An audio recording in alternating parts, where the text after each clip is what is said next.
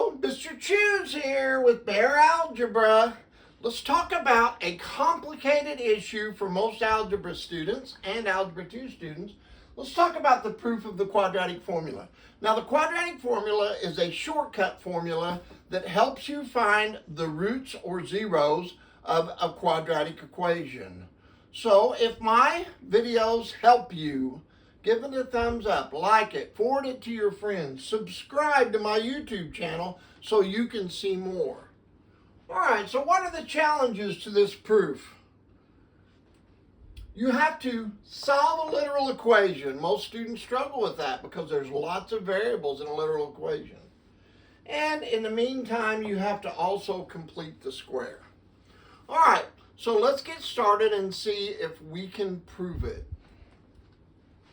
Now remember, when you have a quadratic, it can be written in this form. Ax squared plus bx plus c.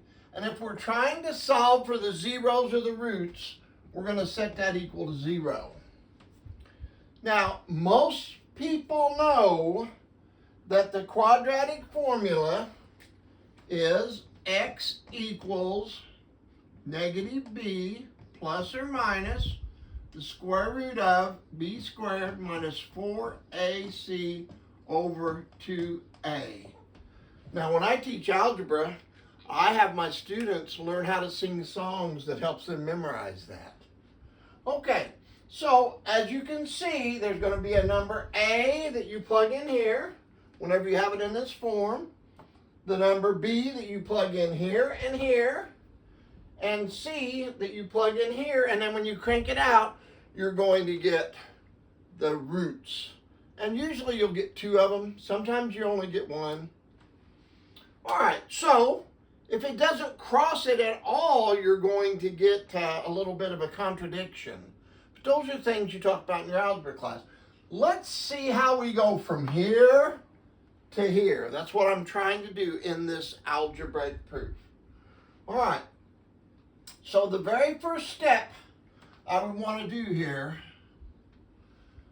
we're going to have to get ready to complete the square. But in order to complete the square, you cannot have a number in front of the x squared. So I have to use the division property of equality. So I'm going to take the ax squared and divide it by a, my bx and divide it by a, my c and divide it by a. Now, since I'm saying this is a proof, the reason over here, it's called the division property of equality. All right? So number 2. Now, once I've done this now, I need to take this number and get it over here before I can complete the square. And there will be video links on my end screen at the end of the video, up here and over to the side of other videos to help you if you struggle with completing the square. All right, the a over a cancels, and I have x squared. And then I have my plus my ba over x plus my c over a, and now I'm going to minus c over a equals 0 minus c over a. So what I did was I subtracted c over a from both sides. All right, this is called the subtraction property of equality. All right, step 3. This went away, crossed out, so I have my x squared plus bax, and now I have to complete the square. So I take half of this and square it. So I'm going to add that to this side, and it's b over 2a when I take half of it, and square that number. All right? So if I take and add that to this side, I've got my negative c over a, and I have to also add that to this side.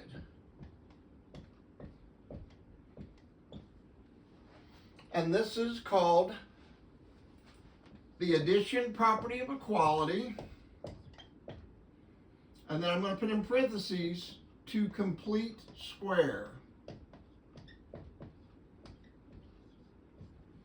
All right? Okay, number 4. Since I have this set up as a perfect square now, I can write this as a binomial squared.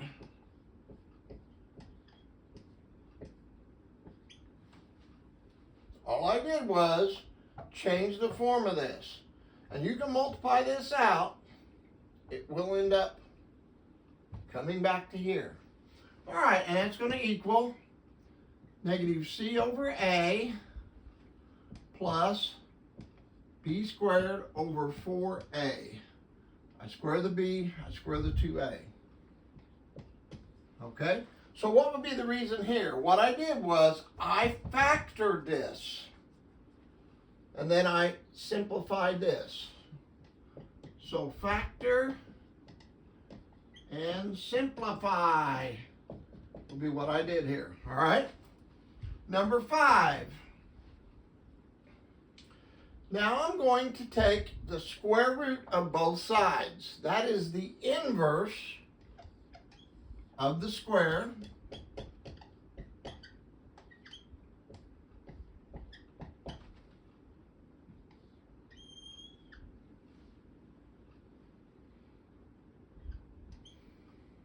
I'm going to, well, we'll do it here in a minute.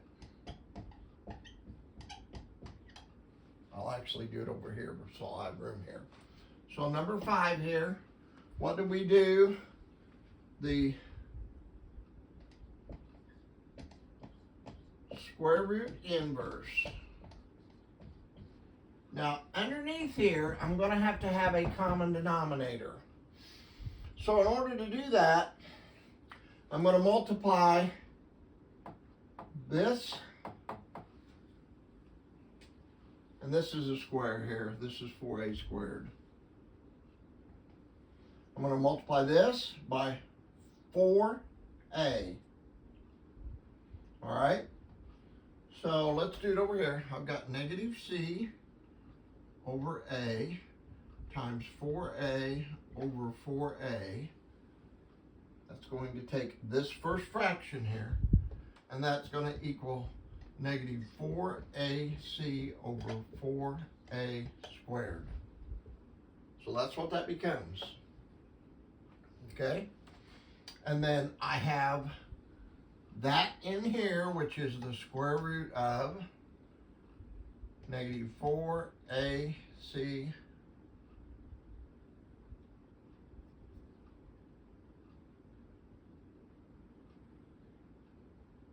over 4a squared, and we've added that to the b squared here. Okay?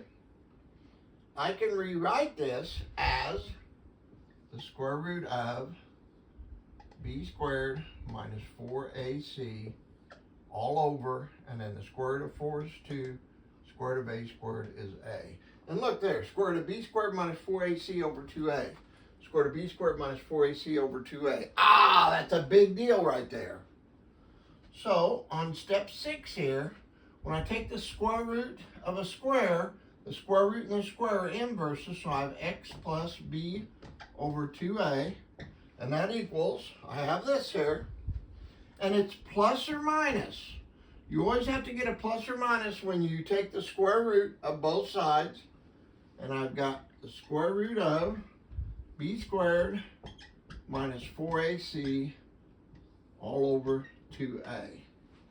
Now I need to take and subtract this from both sides. So, and all I did here was simplify. A lot of times another word for simplify is order of operations. So on this particular one, I'm going to take and subtract b over 2a from both sides. So I take my subtract b over 2a from here, and I'm going to subtract b over 2a from here.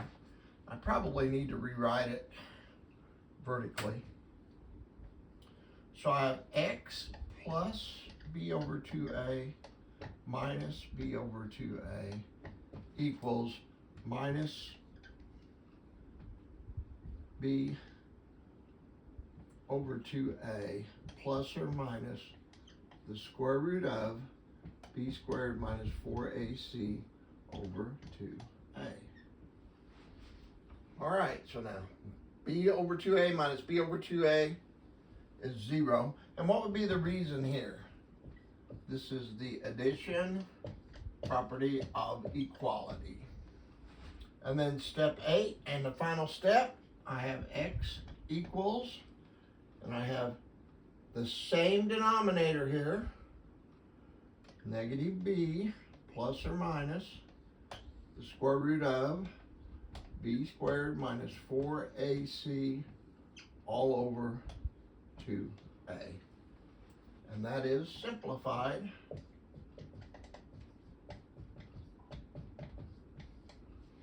I just wanted to prove this so that students could see, yes indeed, this black standard form of a quadratic and this red quadratic formula are equivalent. I showed you the 8 steps to get them there, and the hardest part is completing the square and then simplifying it. And of course, this was a fraction over 2a, this was a fraction over 2a, and all I did here was combine them. So x equals negative b plus or minus square root of b squared minus 4ac over 2a is the quadratic formula.